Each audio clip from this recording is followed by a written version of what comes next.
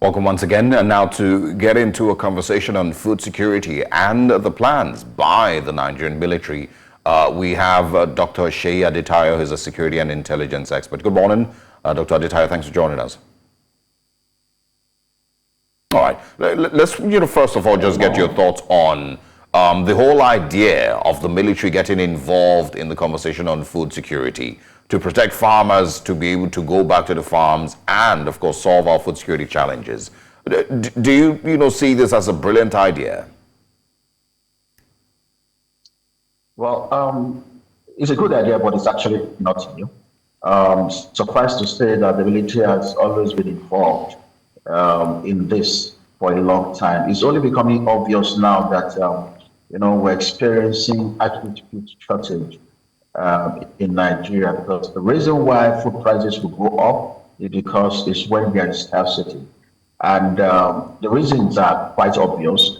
And so one of the solutions to this is to ensure that the farmers can actually go back to farms and farm. We need to understand that majorly the problem in the northeast and northeast, northwest, and north central has been affecting farmers, because these people are predominantly farmers. They are agrarian communities, and the insecurity there has been affecting their ability to go to farm. So likely what the media have been doing all this while was to help restore farmers back to their community. So it is not a new thing. It's only that government is actually making a bold, appearance in this to say, what, we are aware that this is happening, and we are, making a conscious now, a very conscious effort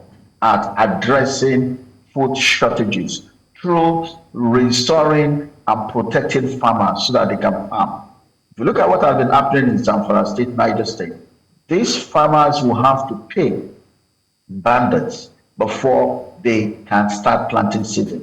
And for them to also harvest, they have to pay bandits. And communities that cannot afford, they go there and they raid them. Even when they even afford, there have been bandit leaders that have been crossing, interbandit boundaries to raid other communities. Even if they have settled these particular bandits, there is no guarantee that another bandit group will not come from another side to come and raid them and demand. So we're saying communities being attacked often and often. All right. And that accounts for influx, of people into cities. Would you say that this approach, we can work with this and that is sustainable, especially looking at the fact that the nation as a whole is grappling with insecurity? So do we have sufficient manpower, even after sending some to help with the northern food crisis that is caused by insecurity? Do we have enough manpower to be able to cover the rest of the fight against insecurity? We don't. And that is the sad part of this. We don't. The military has been involved in this for years now.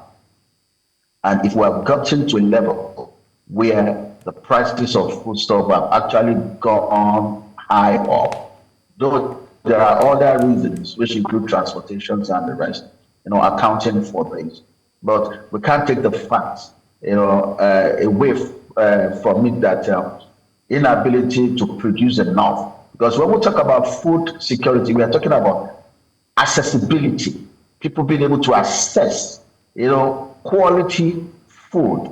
So accessibility and sustainability is also there. Even when there is access and it is available, you must be able to sustain it. The reason why we are where we are today is because we cannot even access. So not to talk of being able to sustain. And that will affect affordability, because there will be scarcity. So if the military has been involved in these, in Zamfara, in Niger State, in Nasarawa, all the way to Northeast before now, and we are getting to this, it means that whatever approach we're doing, if it is still the same approach we've been using before, it's not going to yield anything, worthwhile as of today. There's need, and we've been talking about the need for us to actually change the approach. I've spoken on this channel several times in the past, that until we decide to go on all out, take a conscious effort to draw up, a 2, a 5, and a 10 years plan of reading all those areas of these bandits. And this will also involve us recruiting more, spending more in defense budget, but this time around is to spend once and for all. But this approach, which is being dictated by, also our budget capacity, and also the thinking within the military hierarchy, is not going to make much changes, because they've always been involved in operations in those areas to help these farmers to go back to their farm. Yeah, and if we are getting to this level, it means that whatever efforts, it's not yielding the desired result yet. Absolutely. It doesn't make a lot of sense. They're not going to, stand guard while they plant, stand guard while the crops grow, and then stand guard while they harvest. We don't have the resources for that. So it just doesn't make, a lot of sense, especially like you've mentioned, that they've been in this fight against insecurity for so long, and if that has not, helped farmers return to farms, you're not going to move the, soldier that is fighting bandits in Zamfara or somewhere, move him to a different location to go watch over farms. It doesn't, add up. But, you spoke about budgetary constraints. The president, allegedly has 150 billion naira to buy a new jet. We have 90 billion naira to spend on, pilgrimage. We have 21 billion naira to spend on the vice president's residence. So we can't say that we don't have money to fund our army well enough. So I want to get your thoughts on the sincerity of our fight against insurgency as a country. It's been going on for more than a decade now. How sincere are we really? I think I'm always surprised when I get that line of thought. And I see the whole of Nigerians, we read papers, we listen to news reports, we don't get educated. We need to actually expand our minds and have a better understanding. If we want to get involved in national politics or national discussion, we need to read more so that we can have understanding. Your country president, if he flies a jet and the jet crashes today, it's likely that Nigeria will be worse than what Rwanda experienced. It is important for us to understand something. And every time people mention the fact that the president is looking for a workable, good plane, it's not about who occupies that office, it's about what that office represents. I've seen people talk about Cadillac that is riding. This president can afford that Cadillac on his own. And if a president, I have worked with the president before, and it was an embarrassing situation when my principal were driving on the road, and the president's car, lead car, his VIP car, tire, went out. And we had to move the president out of the car in the middle of the road into a spare vehicle. Anything can happen. We don't know the reason why the tire went flat. No, Mr. Adetayo, the conversation, Mr. Adetayo, in the middle of the road. Mr. Adetayo, try and hold on. The conversation is not about whether it's important to buy a jet or not. I'll bring it back. Yeah, the point is that we can afford it. I'll bring it back. All right. See, the point here is this. The total cost of what you just mentioned, put it into the percentage of how much we are spending generally in Nigeria. It's minute. The money, the cost that goes into health, goes into education, goes into military. It's so, in fact, the money that we've been spending on this insurgency is huge. That money for the jets and for the vehicle would not change anything. It doesn't stop us. But if we have a situation where the president is taken out because we cannot protect whoever is sitting on that seat at that particular point in time, in an heterogeneous society here that we are always at daggers drawn, one tribe or one religion against the other, Nigeria will go on fire. So areas that where we need to spend money on certain things, we'll do it, we'll make sure we'll get the good thing that will stand the test of time. The president is not going to come next year or 5 years time to say, another president, we are buying another jet. for a president. The point is, and I feel bad that we spend so much time talking about the jet alone. The conversations is not just about the jet or whether it's important to buy the jet or not. That's a different conversation entirely. And many people would argue. You brought it up. Yeah, I brought it up because I wanted to make the point that we have money. It's not, we can't argue that we don't have money to fund our military. That's the point. If we have money to do these other things, you see that they're important. Many people will say that they are not that important, but it's fine. That's not the point. The point is that we have money.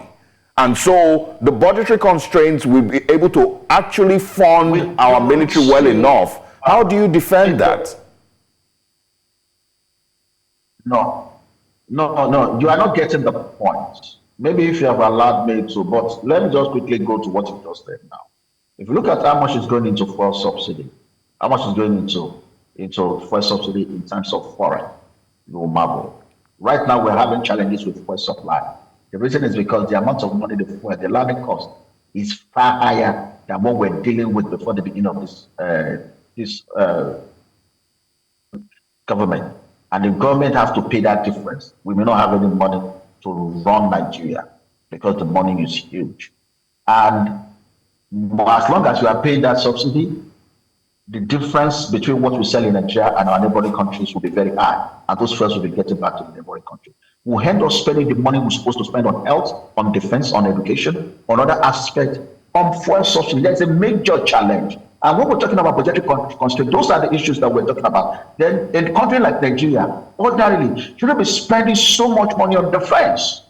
If all these things aren't happening, this money will have gone into something or some other things. That's the point here. But now that we know that we are in this problem, and we'll be spending this money. Sorry, let me quickly close this. We'll be spending this money for over 15 years now, every year on defense.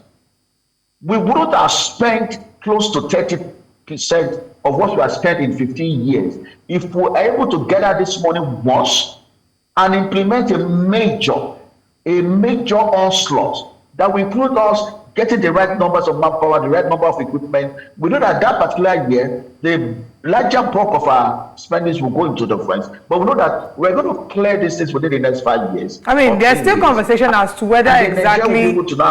There's a conversation as to whether exactly subsidy has stopped being paid.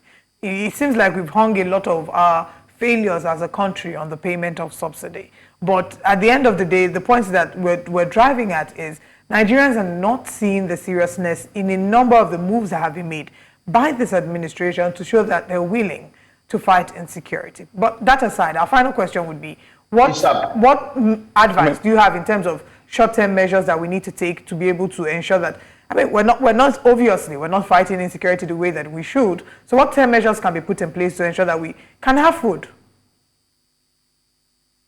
And in 30 seconds, that is also my challenge. Say, I've been speaking on this now since 2013 or 2014. And I've been talking about our penchant for quick fix. The reason why this thing is dragging as long as that, all our approach has been short-term approaches. Quick fix, quick fix. We need to sit down and stop this quick fix. The problem we are having does not require a quick fix. A quick fix will give you 1 month or 2 months respite. And after that, these people will launch back. Look at Maiduguri, for example.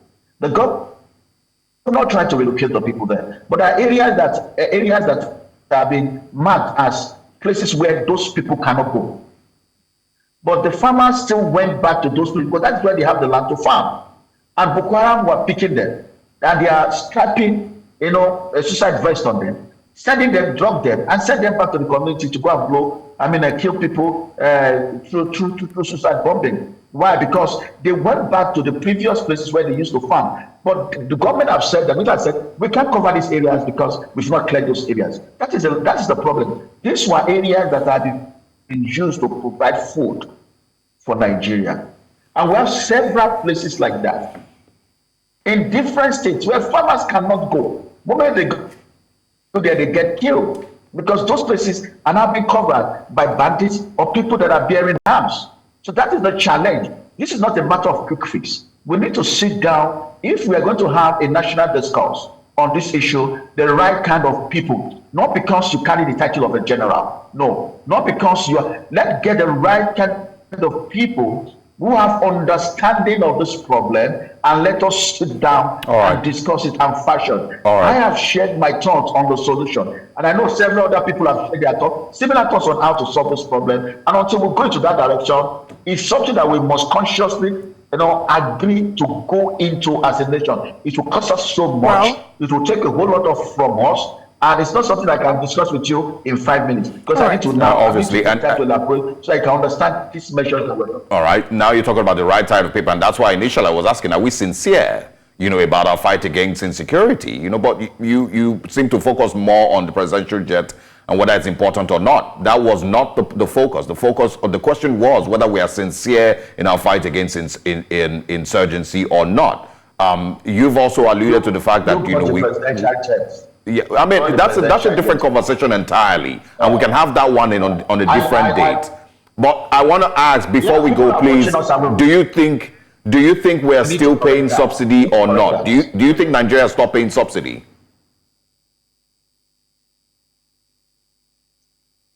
Since subsidy did not stop. Now let me tell you. Okay. President stopped subsidy because there was no budget for him to pay subsidy. Now, the cost of bringing the fuel to Nigeria went up immediately after he did that. And that was the conundrum he found himself. Right. It went up. This is simple economics. The goods that is coming to Nigeria is higher than the amount you have already allowed. Who pays the difference? And Dr. Seyi, increase, people will shout. We completely agree with you. Increase again. There is also a difference again. So you have to pay it. All right. We completely agree with you, honestly, and I'm sure that this is a conversation that we can expand further on. Dr. Seyi Adetayo, thank you so much for joining us on Breakfast Central.